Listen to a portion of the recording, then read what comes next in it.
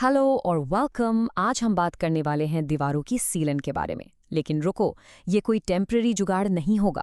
हम बात करेंगे एक परमानेंट सोल्यूशन की। तो चलिए सीधे मुद्दे पर आते हैं और देखते हैं कि प्लास्टर से भी पहले ऐसा क्या करें कि दीवारें हमेशा के लिए सीलन फ्री हो जाएं। अच्छा, सच सच बताइएगा, क्या आप भी अपनी दीवारों पर वो पपड़ी और सीलन देख देख कर तंग आ चुके हैं? हर कुछ महीने में पेंट कराओ और कुछ ही दिन में सब वापस वैसा का वैसा। अगर आपके साथ भी यही हो रहा है ना दोस्त, तो आप सिर्फ लीपापोती कर रहे हैं, इलाज नहीं। तो इस प्रॉब्लम को जड़ से मिटाने के लिए आज हम क्या क्या समझने वाले हैं। सबसे पहले सीलन की असली वजह जानेंगे। फिर एक अचूक 3 स्टेप वाला समाधान देखेंगे। सही प्रोडक्ट्स कैसे चुने इस पर भी बात करेंगे। और हाँ, प्लास्टर करने का सही तरीका क्या है और अब आपको आगे क्या करना है, ये सभी देखेंगे। चलिए सबसे पहले बात करते हैं असली वजह की, क्योंकि किसी भी प्रॉब्लम का सलूशन ढूंढने से पहले प्रॉब्लम को समझना जरूरी है ना?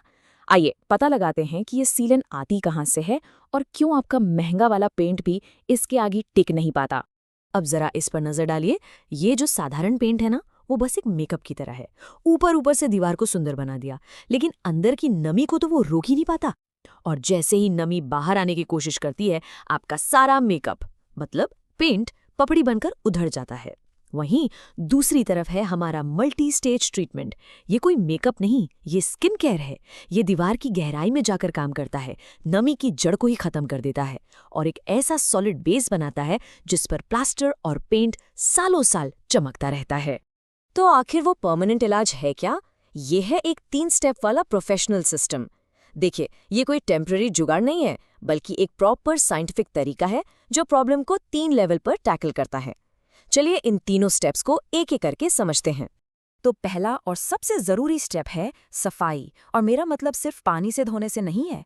पुराना प्लास्टर हटाने के बाद आपको एक बायोसाइडल वॉश इस्तेमाल करना ही होगा। क्यों? क्योंकि ये दीवार के अंदर छुपे हुए फंगस, काई और बैक्टीरिया, इन सबको जड़ से ख़त्म करता है। अगर आपने ये स्टेप छोड़ा तो समझ लीजिए कि ये छोटे छोटे दुश्मन नए प्लास्टर के नीचे ही पार्टी करते रहेंगे और आपकी सारी मेहनत पर पानी फेर देंगे। अब आता है दूसरा स्टेप, पेनिट्रेटिव वाटरप्रूफिंग। इसे आप एक तरह का सुरक्षा कवच समझ सकते हैं, पर यह कोई मोटी सी परत नहीं बनाता जो बाद में उखड़ जाए। नहीं, ये एक ऐसा लिक्विड है जो दीवार के अंदर मतलब उसकी नसों में समा जाता है और दीवार को अंदर से ही वाटरप्रूफ बना देता है। सबसे अच्छी बात, दीवार सांस भी ले पाती है और पानी को भी रोकती है। ये टेक्नोलॉजी दीवार को परमानेंट ताकत देती है।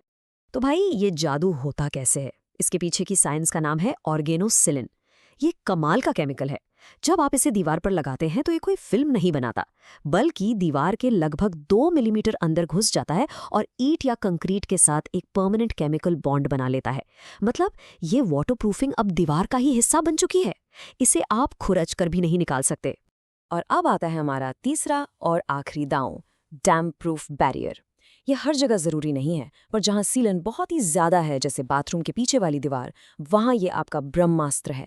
ये प्लास्टर के नीचे एक इतनी मजबूत, अभेद्य मतलब इम्पेनेट्रेबल लेयर बना देता है कि नमी और वो सफ़ेद पपड़ी की हिम्मत ही नहीं होती कि प्लास्टर तक पहुँच पाए। ये है आपकी final line of defence. Okay, तो हमने पूरा सिस्टम तो समझ लिया, पर अब असली सवाल, बाजार में इतने सारे प्रोडक्ट्स हैं, तो अपने लिए सही वाला चुने कैसे?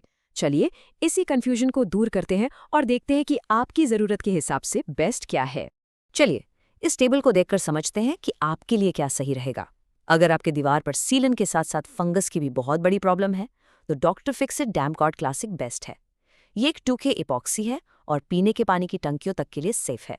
अगर आप चाहते हैं कि वाटरप्रूफिंग दीवार का एक हिस्सा ही बन जाए जिसे कोई हटा ना सके, तो ज़ाइडेक्स ज़ाइकोसिल प्लस पर जाइए। इसकी ऑर्गेनोसिलिन टेक्नोलॉजी दीवार में अंदर तक जाती है। सिर्फ फंगस को मारना और रोकना है तो जिंसर का मोल्ड किलिंग प्राइमर एकदम सही काम करेगा। और हाँ, अगर आपको एक असरदार लेकिन थोड़ा किफ़ायती ऑप्शन चाहिए, तो एस्ट्रो ट्रूबिल्ट 777 एक बहुत अच्छा बैलेंस चॉइस है। तो थियोरी और प्रोडक्ट्स की बात हो गई, अब एक्शन का टाइम है। अब देखते हैं प्लास्टर करने का सही तरीका क्या है, स्टेप बाय स्टेप, ताकि आपसे कोई भी चूक न हो। ठीक है, तो प्रोसेस को ध्यान से समझिए। स्टेप 1, सारा पुराना प्लास्टर खुरच कर फेंक दीजिए और दीवार को बायोसाइडल वॉश से अच्छे से नहला दीजिए। स्टेप 2, जो भी दरारें दिखें उन्हें फाइबर वाले फिलर से भर दीजिए। स्टेप 3, अब साफ सुथरी नंगी ईंटों पर अपना वाटरप्रूफिंग ट्रीटमेंट लगाइए। अब आता है सबसे ज़रूरी हिस्सा, स्टेप 4।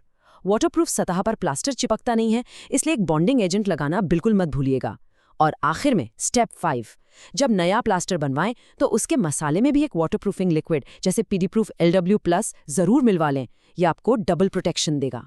तो अब आप पूरा तरीका जान चुके हैं, पर रुकिए, काम शुरू करने से पहले एक आखिरी लेकिन सबसे ज़रूरी काम बाकी है। आपका अगला कदम क्या होगा?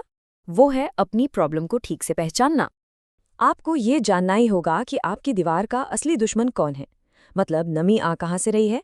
क्या ये ज़मीन से ऊपर की तरफ चढ़ रही है, जिसे राइजिंग डैम्प कहते हैं? ये ज़्यादातर दीवारों के नीचे वाले हिस्से में दिखती है। या फिर ये बाहर की दीवारों से अंदर आ रही है, जिसे पेनिट्रेटिंग डैम्प कहते हैं? ये बारिश के बाद कहीं भी दिख सकती है। याद रखिए, सही पहचान के बिना सही इलाज नामुमकिन है। तो आखिर में सवाल बस इतना सा है, क्या आप अपनी दीवारों को हर साल एक अस्थायी बैंडेड लगाकर पैसा बर्बाद करना चाहते हैं, या फिर एक बार में सही और स्थायी इलाज करके आने वाले कई सालों के लिए टेंशन फ्री होना चाहते हैं? फैसला आपका है।